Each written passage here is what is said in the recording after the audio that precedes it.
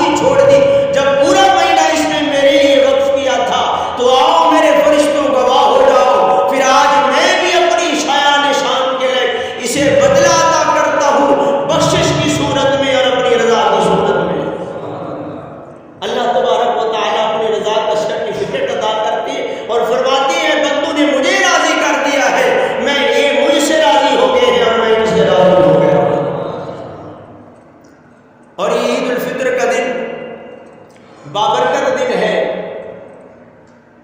الحمدللہ اللہ کے فضل و کرم سے اللہ تبارک و تعالیٰ نے یہ دن اور یہ سعادتیں بھی ہم مسلمانوں کو عطا فرمائی ہیں۔ یہ دن اور یہ سعادتیں بھی ہمارے حصے میں آئی ہیں، وگرنہ دن تو اور امتوں کو بھی ملتے رہے ہیں۔ میرے مصطفیٰ کریم علیہ السلام جب مکہ المکرمہ سے ہجرت فرما کے مدینہ طیبہ تشریف لے گئے تو دیکھا کہ مدینہ کے لوگ 2 دنوں کو اپنا تہوار مناتے ہیں، 2 دن اپنا تہوار مناتے ہیں۔ تہوار کیا ہوتا ہے؟ اس دن کے اندر وہ لوگ فحش گوئی کرتے، میلے کرتے، عیاشی کرتے، فحاشی کرتے، یعنی کہ سارا دن عیاشی اور فحاشی اور قریانی میں گزار دیتے۔ میرے حضور علیہ السلام نے پوچھا یہ کیا کرتے ہو؟ کہنے لگے یا رسول اللہ یہ ہمارے باپ دادا ایسے ہی کرتے آئے ہیں، ہم نے ان کو ایسے ہی دیکھا، وہ ان 2 دنوں کے اندر خوشیاں کرتے، عیاشیاں کرتے، فحاشیاں کرتے، سارا دن اللہ کی نافرمانی کرتے۔ حضور علیہ السلام نے فرمایا اسلام بے راہی کا درس نہیں دیتا، اسلام امن اور نیکی کا درس دیتا ہے۔ اسلام امن کا درس دیتا ہے، نیکی کا رستہ دکھاتا ہے۔ صحابہ نے عرض کیا یا رسول اللہ پھر کیا؟ میرے مصطفیٰ کریم علیہ السلام نے فرمایا میرے غلاموں آج کے بعد تم دونوں کو 2 دن دیے جا رہے ہیں، آج کے بعد تم لوگوں کو امت محمدیہ کو 2 دن دیے جا رہے ہیں۔ ان دنوں کے اندر تم خوشی بھی کریا کرو، ان دنوں کے اندر تمہاری خوشی ہوگی۔ یا رسول اللہ وہ کون سے دن ہے؟ تو میرے مصطفیٰ کریم نے فرمایا اللہ نے ایک تو تمہیں عید الفطر کا دن عطا کیا ہے اور دوسرا عید الاضحیٰ کا دن عطا کیا ہے۔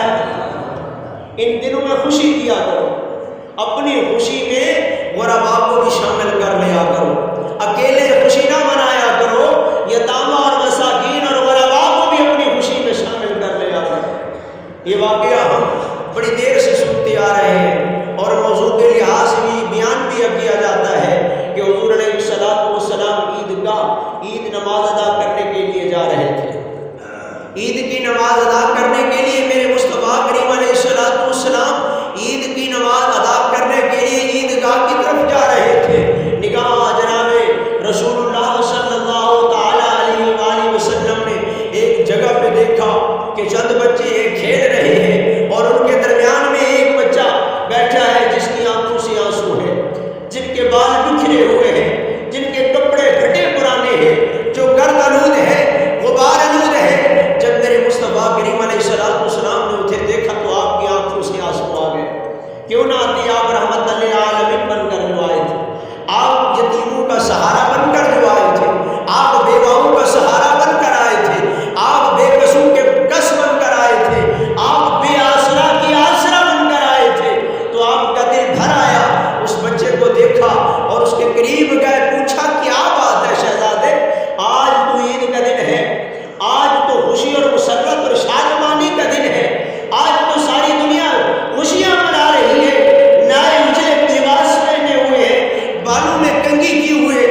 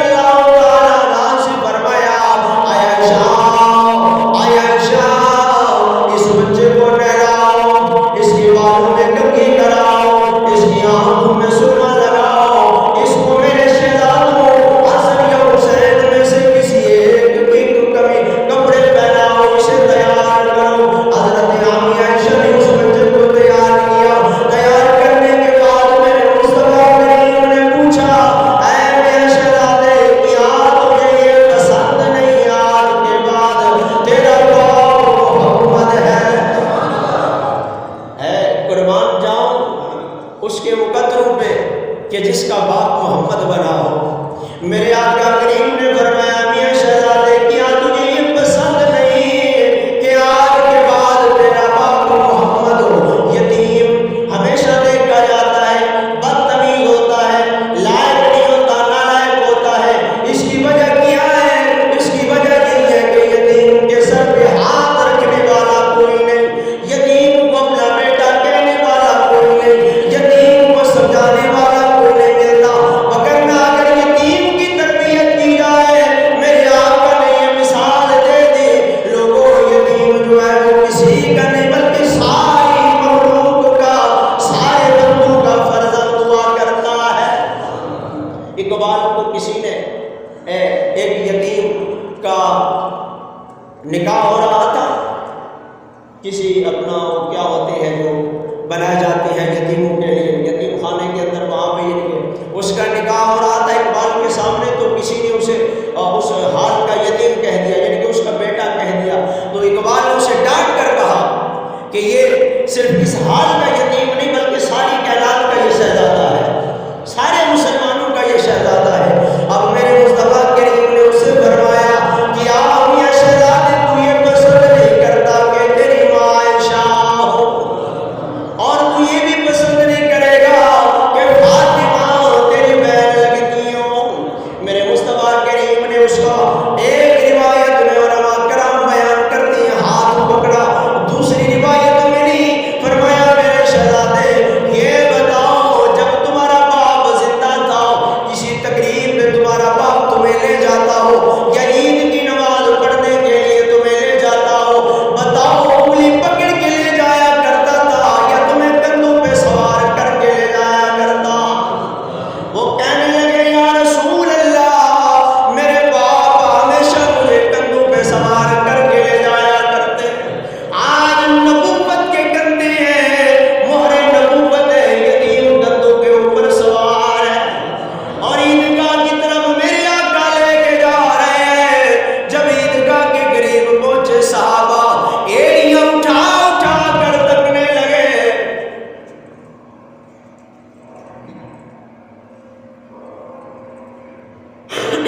قل درود شریف اللہم صلی علی سیدنا و مولانا محمد